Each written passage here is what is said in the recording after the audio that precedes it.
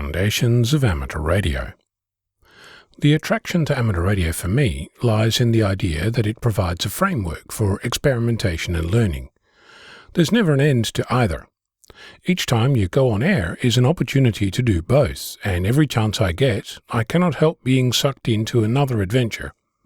My weekly scribbles are an attempt to both document what I've been up to and to encourage others to take a step on the path that I am discovering, moment by moment, week by week.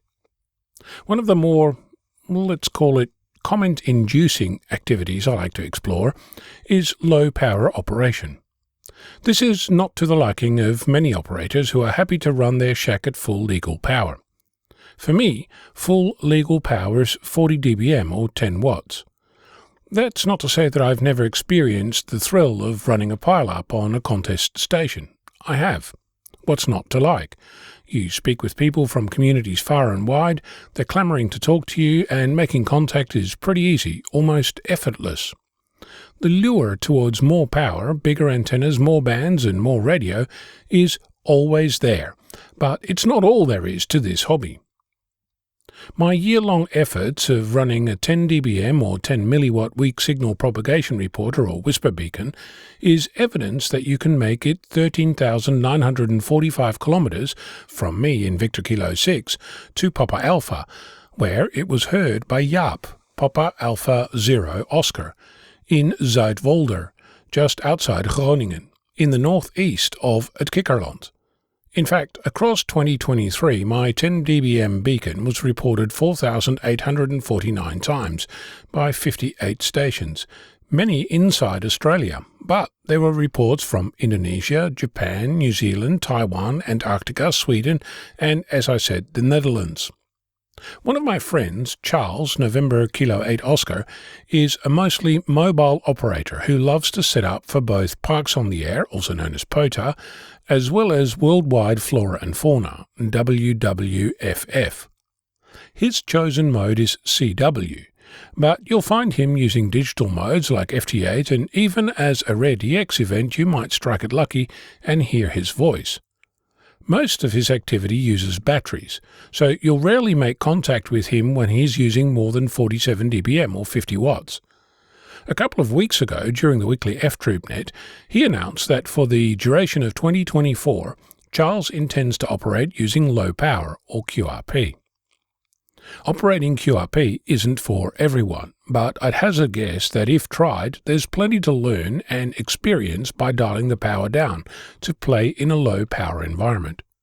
Think of it like this. If you're into cars, it's the thrill of driving fast.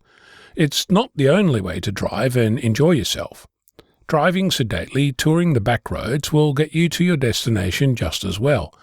And along the way, you'll have the opportunity to look out the window, to even have the window down, and to enjoy the environment, rather than spending every second being on a hair trigger. If fishing is more your thing, high-power radio is like dynamite fishing. You'll easily catch all the fish in the pond, but once you have, there's nothing left to do. Fly fishing, on the other hand, gets you a different but perhaps just as satisfying experience. So, if you've never done this QRP thing, what can you expect when you turn the power down? First of all, reception works just the same, so everyone you heard before will continue to be heard. Transmission is going to be a little different. If you've ever changed over radios, you might already have experienced the jolt between what you can hear and what you can work, which can differ significantly between two radios. If you're used to high-power operation, you'll essentially work most stations you can hear. But when you're using low power, there's going to be stations that you have little or no chance to work. Most of those are obvious so-called alligators, all mouth, no ears. That said, plenty of loud stations have years of honing their skill and station, and your QRP call can just as easily be heard as the next station. You'll likely sharpen your calling skills. There's no point in calling when other stations are blotting out your call, so you become adept at dancing around other signals. You'll spend more time considering propagation and the best band to make your signal count. Another side effect you'll likely notice is less wear and tear on your gear. There's also little chance of having RF inside your shack upsetting your computer or getting complaints from the neighbours who happen to have a crappy TV that stops working as soon as you key up. If you make mistakes, your station is more forgiving and less likely to be damaged when an unexpected fault occurs. Speaking of faults, the other day a coax switch in my shack caused my radio to stop transmitting. Luckily, with the power setting at its lowest, there was no permanent damage.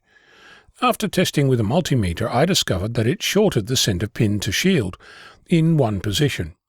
When I opened up the switch, I discovered that the blade that gets moved between ports had become slightly twisted, which in turn caused it to ground against the body.